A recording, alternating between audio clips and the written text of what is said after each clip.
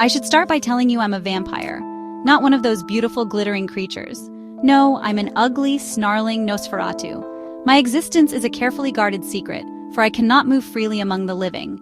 My dark crypt is my home, my sanctuary, my prison. Time passes and I do not notice. The world has completely changed all around me, yet all I can do is eat and slumber in my coffin, unaware of the world above. The ancient castle that houses my resting place stands silent under the harsh light of day.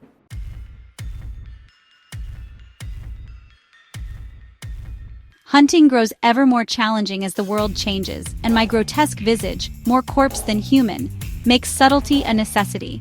Unlike my alluring vampire kin, who can glide through high society with ease, I cannot rely on charm.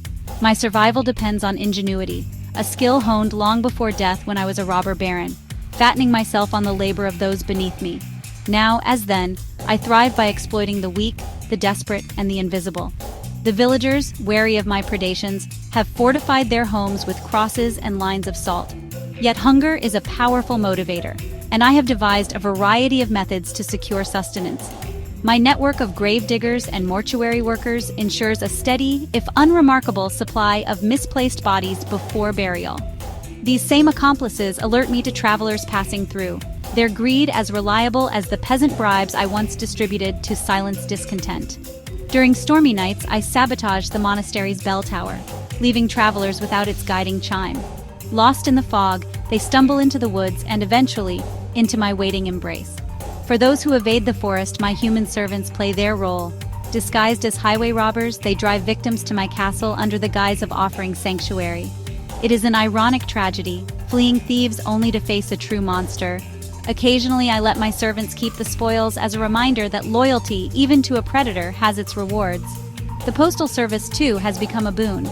By diverting mail coaches onto treacherous mountain passes, I ensure a steady supply of stranded travelers. My servants, appearing as benevolent rescuers, bring these waylaid souls to me. In times of plague, I masquerade as a foreign doctor, my disfigurement explained away as scars from some distant battle. The sick and dying welcome me, blind to the danger in their desperation. They barely notice when another weak member of their household succumbs, and I leave them with promises of false hope. The orphanage has proven a particularly fruitful partnership. Its headmaster, drowning in gambling debts, sends me sickly children deemed too frail to survive the winter. The church accepts his explanations without question, never asking why so many of the bodies are unfit for viewing. It is a macabre echo of my mortal days, when a well-placed bribe could erase any inconvenient peasant or problem. Each method requires patience, calculation, and a mastery of deception. Unlike my handsome kin, who dance effortlessly through glittering ballrooms, I rely on schemes born of necessity. Yet, there is a satisfaction in this careful manipulation, a predator's pride in its perfected hunt. Eternity grants me the luxury of time to adapt and refine my methods, even as superstition and science shape the world above. Perhaps my hideousness is a blessing in disguise. Who would suspect the ghoulish outcast, too monstrous for polite society, of orchestrating such misfortunes? In a world obsessed with appearances, invisibility can be a most useful tool.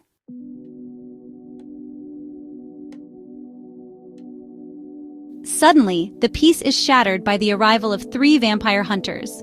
First through the door is a weathered mountain of a man whose monastery-trained muscles strain against his black cassock.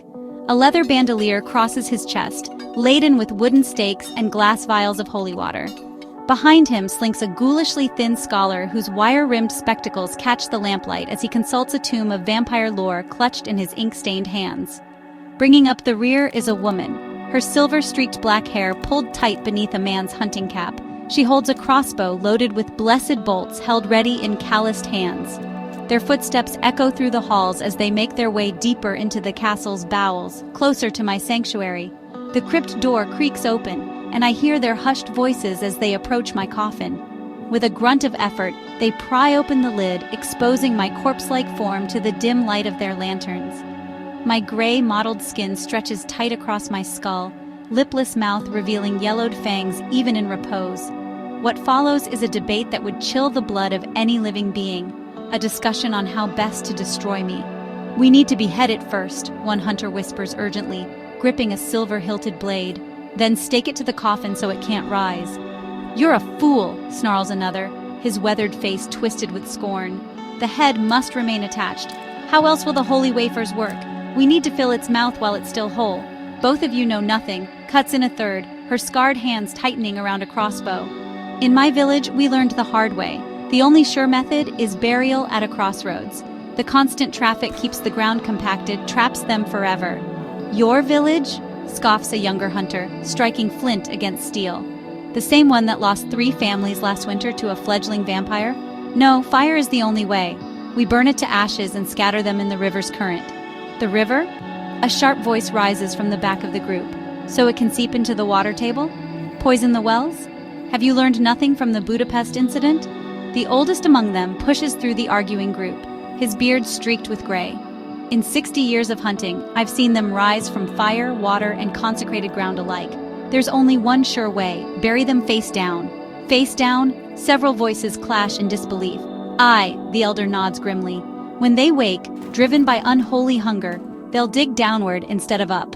By the time they realize their mistake, the sun will have long since found them.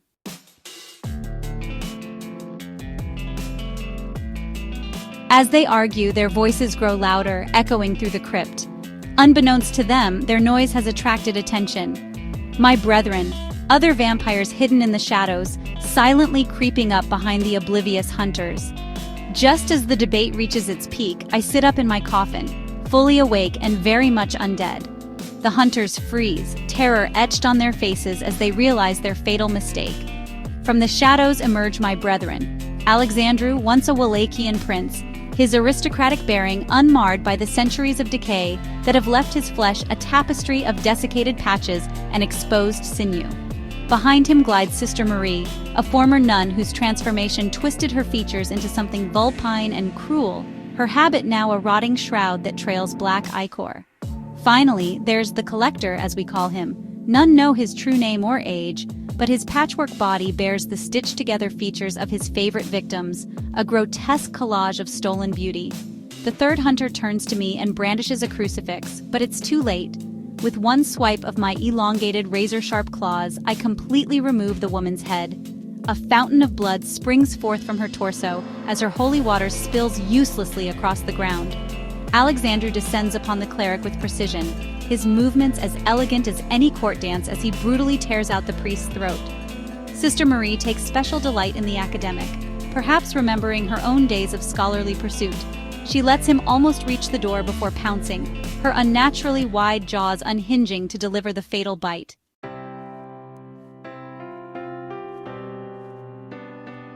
As the last echoes of combat fade away, we gather in the great hall, our figures casting no reflections in the tarnished mirrors. The remnants of our unwelcome visitors cool on the flagstones below as we debate how to prevent future intrusions. We should dig a moat, hisses Alexandru, his noble bearing unchanged despite the fresh blood staining his elaborate waistcoat. Fill it with things that hunger as we do. I know of a merchant in Constantinople who trades in crocodiles. The beasts could feast on trespassers during daylight hours. Sister Marie's laugh echoes through the chamber, a sound like breaking glass. Such exotic measures are unnecessary, my prince. Her twisted fingers gesture at the bloody mess below. We need more living servants. Proper ones, bound by blood and gold. Guards during daylight, eyes in the village, tongues in the taverns to warn us of approaching threats. Both fine suggestions, the Collector interrupts, adjusting the stitching at his neck where his latest acquired feature is still settling into place. But I favor more artistic measures. He extends a mismatched arm toward the ceiling. Let us create a labyrinth. I've seen such works in Italy. False passages, trapdoors, rooms that flood with the pull of a lever. We could make the very architecture our weapon. From my position by the hearth, I watch as centuries of personality clash and combine. The castle itself already holds many secrets, I remind them, running a claw along the ancient stones. Perhaps we should simply learn to use what we have. The dungeons connect to natural caves that run for miles. We could seed them with coffins, create multiple layers. Sister Marie's vulpine features twist in contemplation. We could cultivate the grounds as well. I remember from my mortal days how certain plants can be quite deadly. Nightshade, wolfsbane, thorny brambles to snag and tear. Nature itself could be our guardian. What we need, Alexandru declares with aristocratic certainty, is to spread confusion among our enemies. He paces the chamber, his decaying fingers tracing patterns in the air. Let us plant false weaknesses. If they believe silver is our bane instead of wood, let them waste time gathering amulets and bullets that will do nothing. If they think running water bars our path, let them exhaust themselves hauling holy water when simple stakes would serve. The collector nods, his patchwork face shifting in the candlelight. And we should vary our resting places. Never sleep in the same coffin twice in a fortnight. They cannot drive a stake through our hearts if they cannot find them. As we debate, the first hints of dawn begin to creep across the sky. I raise my hand for silence, and my brethren still themselves. I turn to face them fully, my lipless mouth stretching in what passes for a smile. We have survived centuries of persecution. We shall adapt, as we always have. We retreat to our coffins as the sun threatens the horizon, leaving behind the cooling corpses of our would-be executioners. Tomorrow night, we begin our work. The hunters will come again, they always do. But next time, we will be ready. After all, what is time to the undead? We have eternity to perfect our defenses, and unlike our prey, we need only succeed every time. They need only fail once.